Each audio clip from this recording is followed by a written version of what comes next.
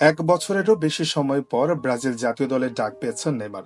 ৩৩ বছর বয়সী এই ফরোয়ার্ডকে নিয়ে বিশ্বকাপ বাছাইয়ের ২ ম্যাচের দল ঘোষণা করেছেন কোচ দরিবাল জুনিয়র।